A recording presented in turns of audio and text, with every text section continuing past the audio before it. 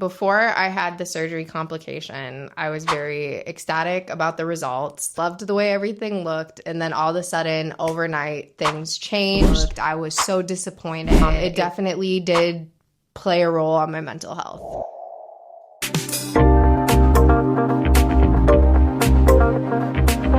Hi, I'm Sabrina, a licensed massage therapist and certified cosmetic surgery specialist. And this is Talk Plastic Surgery, where we talk all about the good, the bad, and the ugly. And today, I have on someone who had, what we could call a bad experience. Some minor complications in the beginning that resulted in a fabulous ending to a wonderful surgery. So without further ado, welcome my guest, Sarah! Hello, I'm happy to be here. Yay, yay, yay. So Sarah, what procedure did you end up having done? I had an abdominoplasty or a tummy tuck and a mastopexy, I think they're called, a breast lift. Oh, awesome. So did they also repair your muscle? No, I did not have muscle repair. Oh, cool. So just skin removal. Correct. Awesome. And so where did you end up having your surgery? I had my procedure done in Sioux Falls, South Dakota. Wow. Oh, South Dakota. Super random for being in Las Vegas. Yeah, and plastic surgery. Yes. Wow. Oh, wow. So do you have family over there? I do. So I am from a small town that is near Sioux Falls, South Dakota. And so my mom actually had a breast reduction done at this facility many, many, many years ago. So that's kind of how I was familiar with the name of it. And then through some research, I found my surgeon there.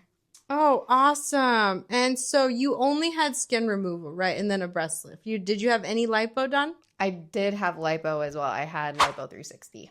Oh, okay. Great, great. And so what led you to deciding to get this surgery done? Yeah, so I had lost about 120 pounds. Yes, that is incredible. So with that obviously comes a lot of excess skin, and when I began my fitness or my health or my weight loss journey, I had already kind of presumed that I would have a lot of excess skin. So I guess in a nutshell, I was already planning to have the surgery way before. Like I had assumed if I kept losing weight, I would have excess or excess skin, and I knew that eventually I would want to get it removed. And so, once I had lost the weight that I wanted to lose, and I was at a weight where I didn't really want to lose any more weight, then I took the initiative to kind of start making those decisions as far as where I wanted to have my surgery, who I wanted the surgeon to be, what exactly I wanted done. Wow, that is incredible. And how old are you? 25. Awesome. However, I was 24. I was 24 when I had the surgery. Oh, wow. That's right. Last year. Yep. When did you have the surgery done? I had the surgery August 1st of 2024, so this past August. Wow. So we're almost coming up on 1 year now. Yep. Awesome. Yep. That is incredible. Wow. So did you take anything to help you lose weight, or did you do it all naturally? Yeah, I was on a GLP-1 medication for, I want to say it was like 9 months. So this was, so the medication I was on was Mounjaro, which is kind of like the gold standard. Oh my God, I was on Mounjaro. I was on Mounjaro when there was a manufacturer coupon that made it $25 a month. And that was $25 a month. That was without insurance. Like that was without insurance. It was $25 a month. And so if you know, you know. But I was on it during that time. God. So I lost the bulk. The bulk of my weight during that time when it was $25 a month.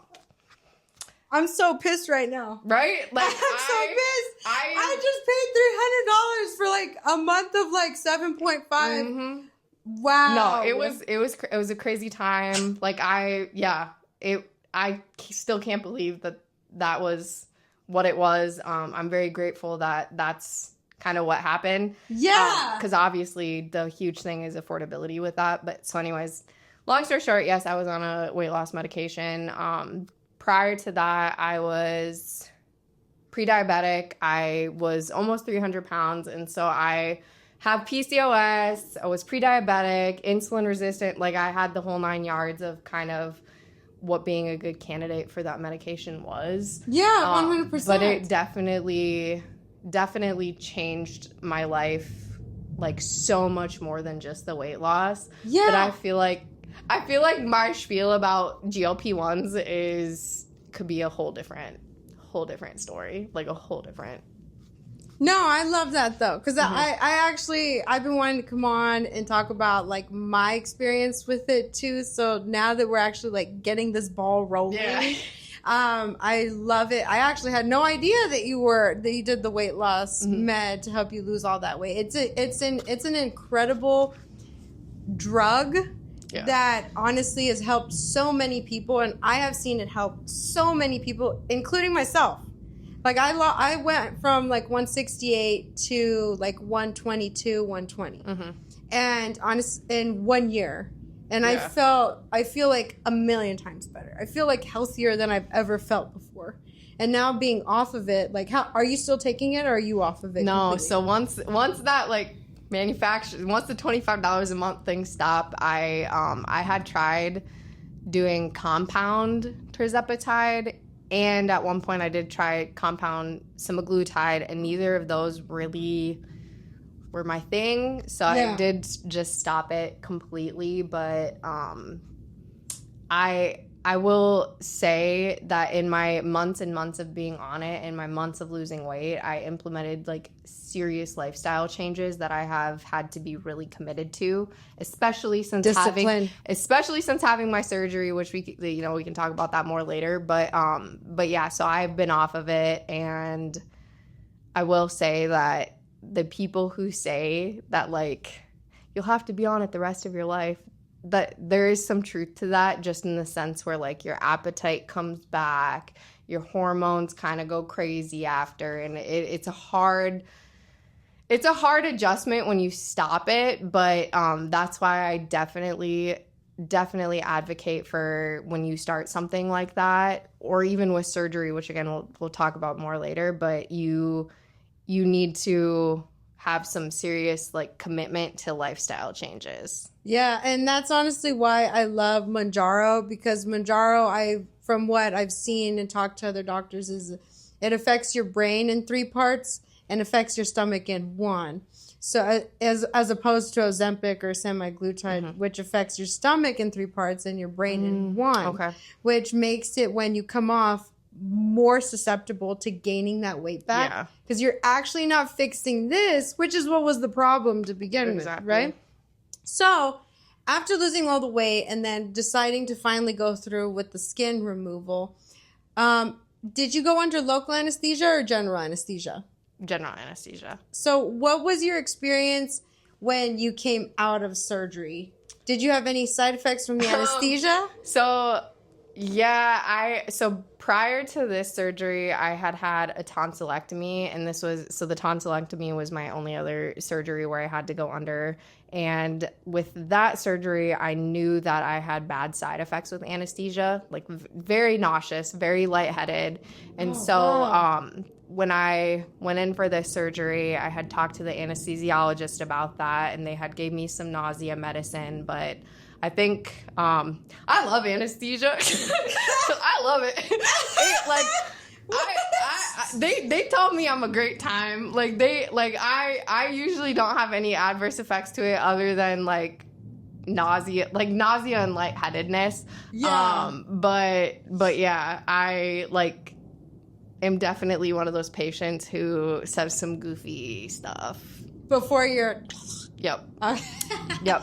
Oh, wow. Okay, so that's good. That's good. I'm glad to hear that. Okay, so now, did your doctor recommend getting massages after the surgery?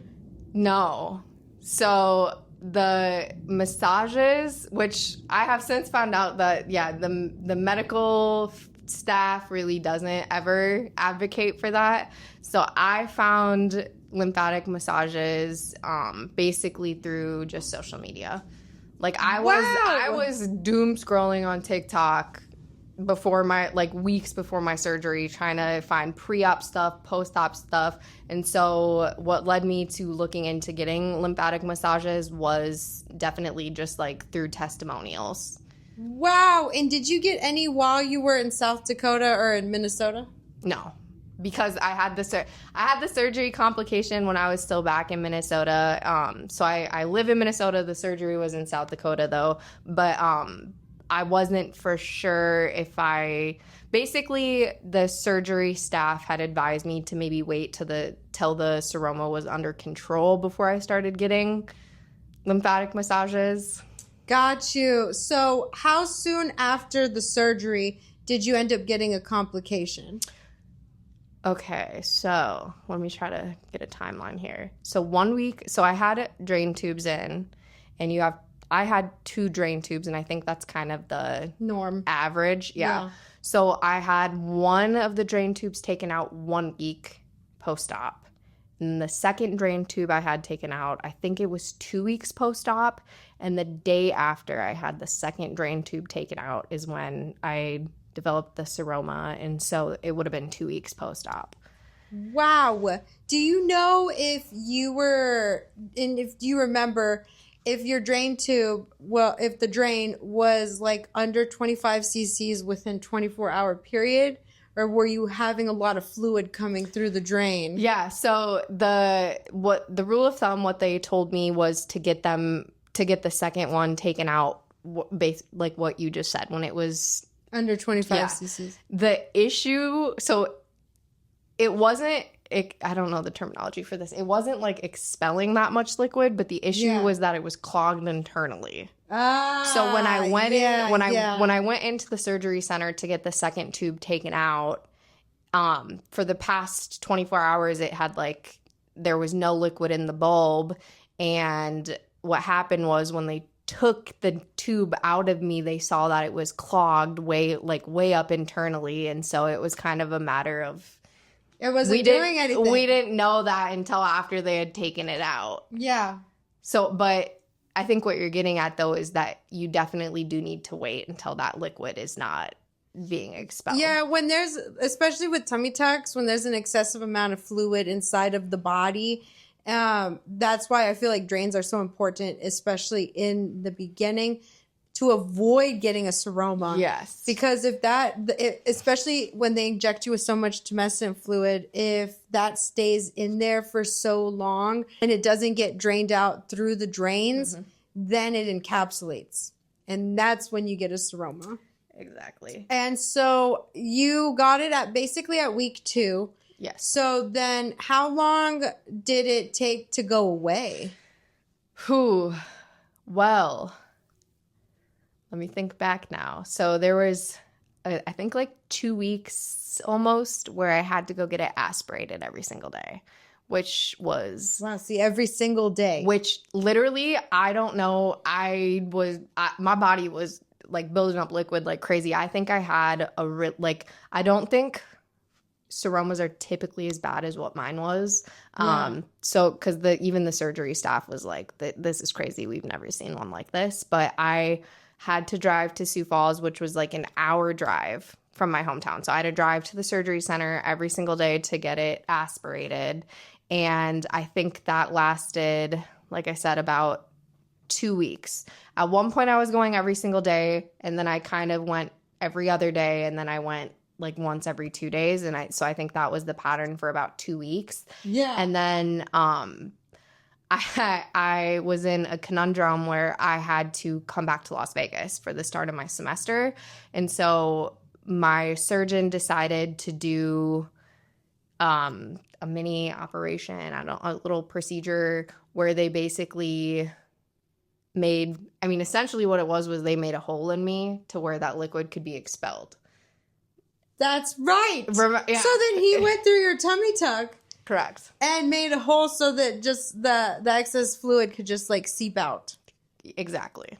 Wow. Yeah, because I do remember when you came back, you still had the hole. Yep. Yep. And so basically what they did was they just made a hole that I had to, obviously I had to keep it clean, and I had to take care of that. But essentially what that was doing was allowing the liquid to get out of my body, so it wasn't building up anymore. And then eventually when there was no more liquid, it closed up. Yeah.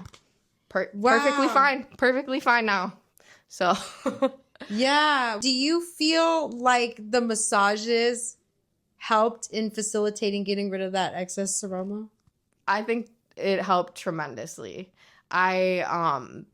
I don't know if you remember, because the first couple of times I saw you, I still had like the hole, I still had the seroma. And when I remember. When you were doing the massages, yes. like liquid, you'd be pushing liquid out of me. Directing it to the lymph nodes. Yeah.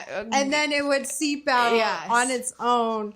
But one thing that happens when they do cut through your tummy tuck incision again, and what we did notice is you started building scar tissue. Yeah. And what happens is that you start building more scar tissue, and it starts to kind of want to puff up where the seroma was. So once everything was closed up, that's when I was able to be more aggressive with it. And then we noticed that where he had cut open the tummy tuck scar to let the fluid seep out, it started kind of like dimpling. Yeah. Yep. And going up. So then that's when we started cupping it. More we started cupping it, now this tummy tuck incision is looking straight. It went back to being flat. Yes, it's looking flat. It's looking straight. She's looking snatched. It's just, I'm so glad that you were so diligent about your aftercare though. And that's why, thankfully, everything ended up turning out good. Even though you got a complication and ended up healing faster. And so do you feel like it was really hard to stay positive through all of that? Very, very, very hard. It was. So before I had the surgery complication, I was very ecstatic about the results. And I loved the way everything looked. And then all of a sudden, overnight, things changed.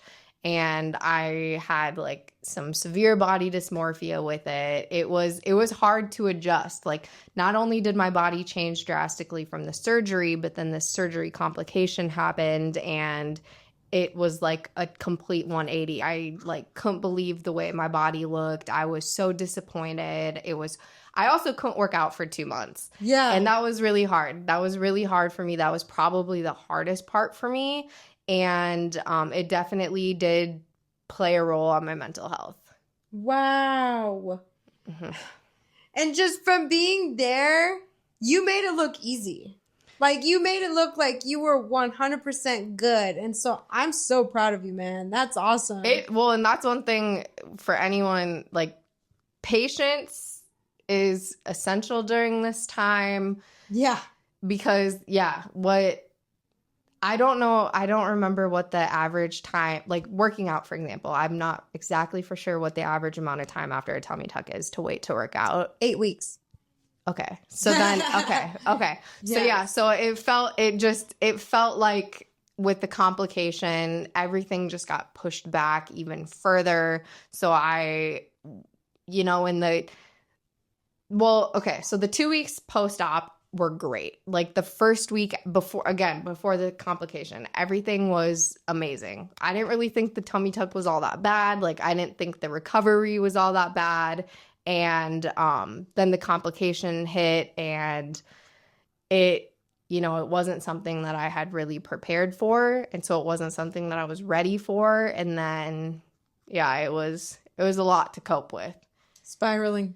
Yes. A lot of spiraling. It was. But you know what? Look at how good everything is turning out now.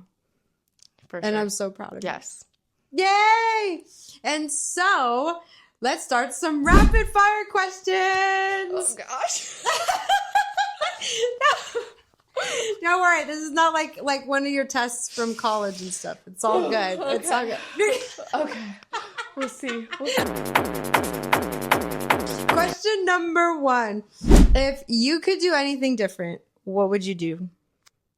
Okay, so looking back on it, I definitely wish I would have, in the week post-op, I wish I would have taken things a lot slower. I feel like I almost like I basically I thought I was feeling great. I was looking great. And so I like started kind of going back to my normal routine a little bit too quickly.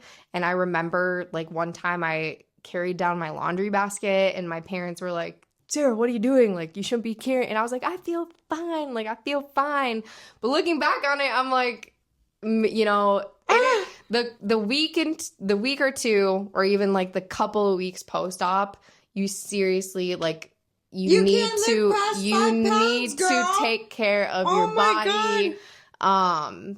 Like give your body rest. Like your body needs rest. And so that is probably the one thing I wish I would have taken a little bit easier was letting myself chill. But I just, like I said, like it was hard for me to not be active, and I hated feeling lazy. But you have to allow yourself to be lazy during that time.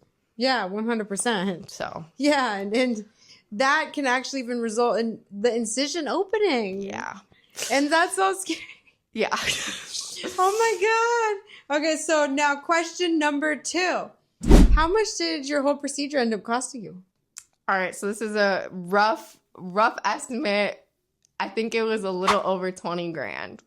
And is that including like massages and everything, or is that just No, that was just the procedure. Okay, awesome. So that would have been the tummy tuck, the breast lift, and the lipo. Okay, got you. Awesome. Yeah, 20K. And that's actually not bad given like United States and South Dakota. Yeah. I mean, I was pretty adamant about budget wanting because some people will think that's crazy expensive, and I know it's very controversial with like plastic surgeries to go the cheap route, and I really wanted to go somewhere that I was comfortable and somewhere that like I would have rather paid more to get better results and been safe than took a cheaper route. And looking back on it, I don't regret it. I wouldn't have changed a thing about it. No, that's awesome. That's awesome. And so for my last question, do you think if you would have started with the massages the first week out of surgery, that this complication could have possibly been avoided?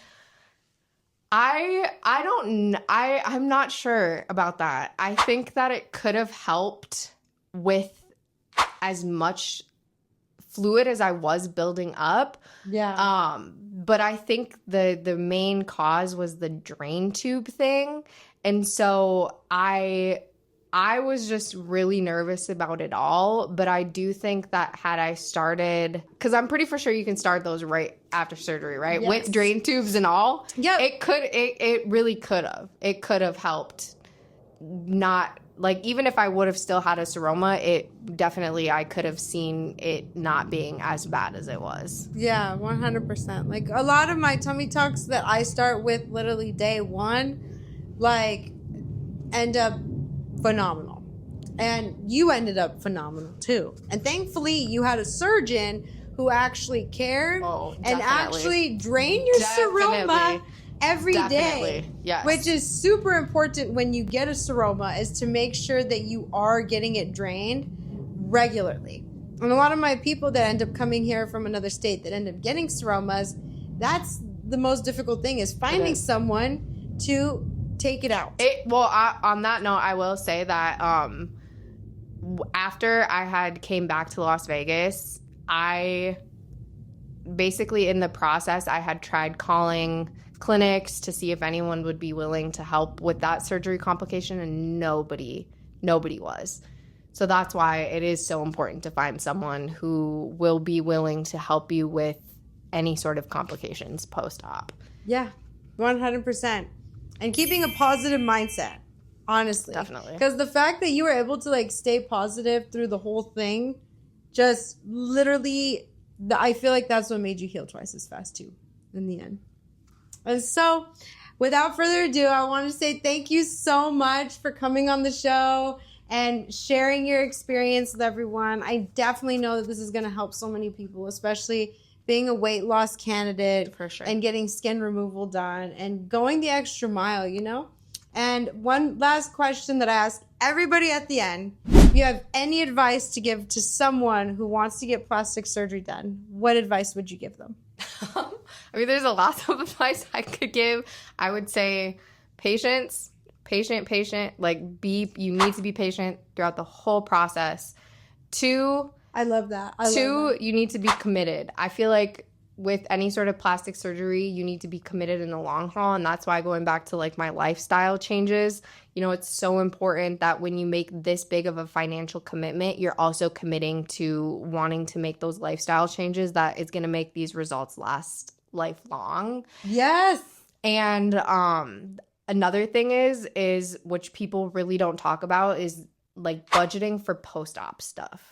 I feel like that's something that I wasn't really prepared for, because you're budgeting for the surgery, and then you kind of are only assuming that like you pay for the surgery and that's it. Woo, we're done.